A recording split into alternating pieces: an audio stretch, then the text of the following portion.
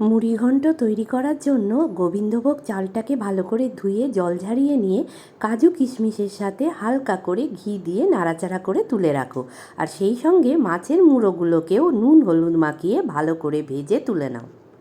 আলুগুলোকেও এইভাবে কেটে নিয়ে ঘি অথবা তেলে ভালো করে ভেজে নিতে হবে। এবার গ্যাসে কড়া বসিয়ে তার মধ্যে পরিমাণ মতো সর্ষের তেল দিয়ে তেজপাতা, কাঁচা লঙ্কা, গোটা জিরে ফোড়ন দিতে হবে। আর তার মধ্যে সামান্য একটু আদা বাটা, ধনের গুঁড়ো, জিরের গুঁড়ো দিয়ে মশলাটাকে কষিয়ে নিয়ে যা যা ভেজে তুলে রেখেছিলাম সেগুলো সবই এবার মিশিয়ে দিতে হবে। যেহেতু আমি এখানে 1 কাপ চালের ব্যবহার করেছি, তাই এখানে আমি 1.5 কাপের মতো জল দিয়েছি। পরিমাণ মতো নুন আর চিনি দিয়ে 5 মিনিটের মতো লো ফ্লেমে কুক করলেই মুড়িঘণ্ট কিন্তু একদম রেডি।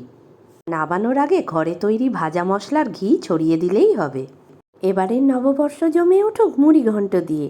টাটা।